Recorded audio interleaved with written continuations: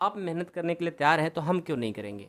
ठीक है, तो बहुत ही अच्छे से अवकलन पढ़ाने वाले हैं। मैं इस तरह का अवकलन पढ़ा दूंगा कि अपने लाइफ में कभी भूलोगे नहीं, इसके लिए कन्फर्म रहो। ठीक है, चलिए प्रश्न क्या बोला है कि प्रश्न 1 से 8 में x के सापेक्ष निम्नलिखित फलनों का अवकलन ज्ञात कीजिए। यहाँ पर अवकलन ज्ञात करना है सभी को। अब 5.2 जो है ना आसान है और बेसिक है, यदि इसको सीख गए तो आप सब सीख गए। तो सबसे पहले अपने अपने कॉपी में हेडिंग में डालिए प्रश्नावली 5.1 नहीं 2 का पहला प्रश्न है कि साइन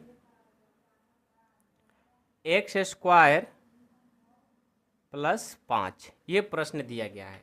इस प्रश्न को बनाओगे कैसे, बहुत आसान है। सबसे पहले क्या करोगे, यहाँ पर हिंदी में हल लिख लो या इंग्लिश में सॉल्यूशन लिख लो शॉर्ट में। ठीक है, जो दिया रहता है ना उसको पहले आप y मान लिया करो। जब ऐसे प्रश्न दिया हो और अवकलन की बात कहे तो आप उसको क्या कर लो, y मान लो। क्या मानने के लिए मैंने बोला, y। ठीक है, चलो लिखेंगे माना y बराबर साइन, देखो बिल्कुल धीरे धीरे इसलिए चल रहा है ना कि फर्स्ट टाइम आप लोग पढ़ रहे हो अवकलन, और इतना प्यार से बता देंगे कभी भूलोगे नहीं। हमने क्या किया मेरे भाई कि जो दिया था उसको हमने y मान लिया। ठीक है, अब उसके बाद इसको अवकलन करना है। x में दिया है ना तो लिखेंगे x के सापेक्ष। ऐसे आपके किताब में भी लिखा है कि x के सापेक्ष करना है, नहीं भी लिखा रहता है तो उसके अकॉर्डिंग पकड़ते हैं किस में दिया है। तो x के सापेक्ष बोला है तो इस बात को लिखेंगे x के सापेक्ष अवकलन, x के सापेक्ष अवकलन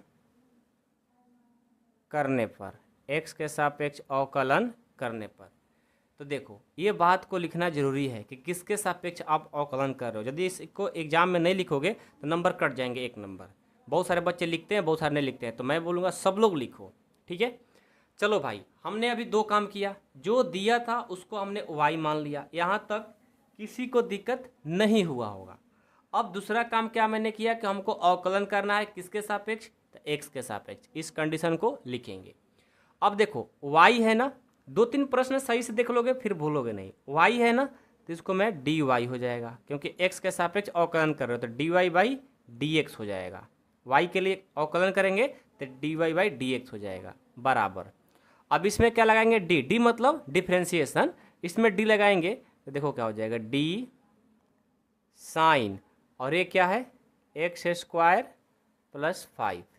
ठीक है, अब यहाँ देखो मैंने इस पूरे में d लगा दिया, लेकिन d किस में लगाए हैं भाई, साइन में। किस में लगाए हैं, साइन में।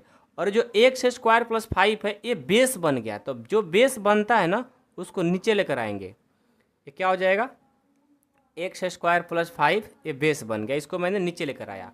मैं जानता हूँ कि आप लोग कभी प्रश्न फर्स्ट टाइम पढ़ रहे होंगे तो समझ में नहीं आ रहा होगा, लेकिन आप 2-3 क्वेश्चन देख लेंगे तो आप भूलोगे भी नहीं। मैं गारंटी के साथ बोल रहा हूँ मेरे भाई बहन। ठीक है, ध्यान देना। मैंने क्या किया, इसमें मैंने डी लगाया, तो पूरे में डी लगाया तो सिर्फ साइन में लगाया हूँ। अब ये जो कोष्ठ में था वो बेस बन गया, इसलिए उसको उठाकर मैंने नीचे ला दिया।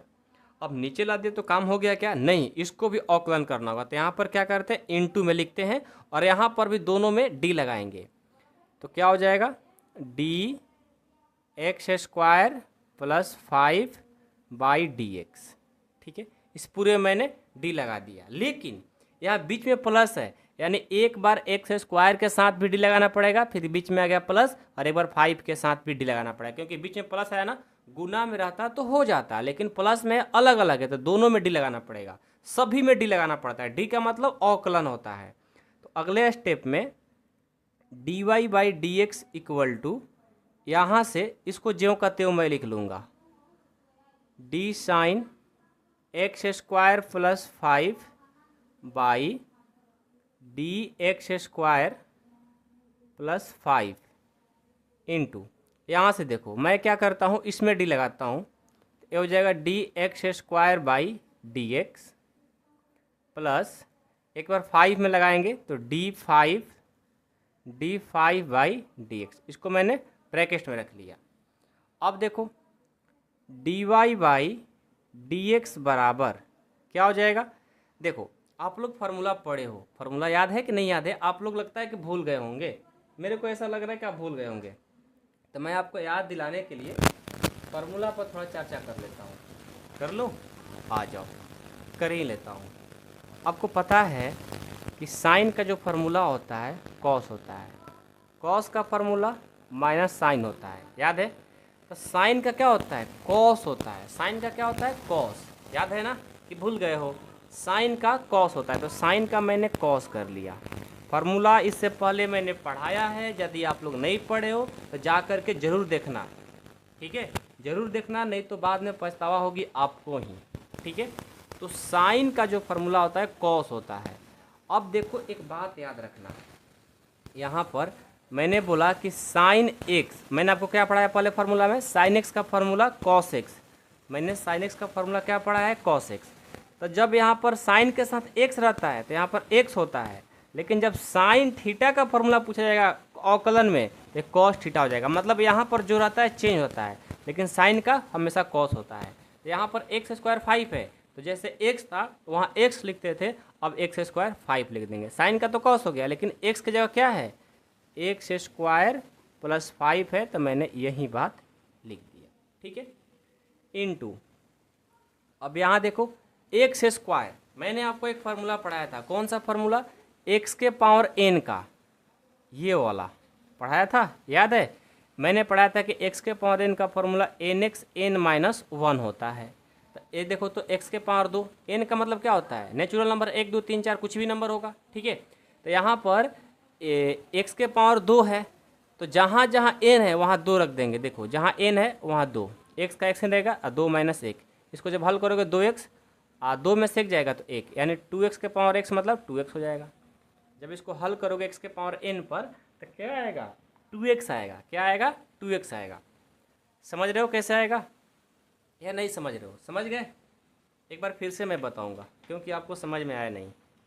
देखिए, मैंने प्रैक्टिस भी कराया था शायद, मैंने लिखवाया था कि x के पावर n का जो अवकलन होता है एन एक्स एन माइनस 1 होता है।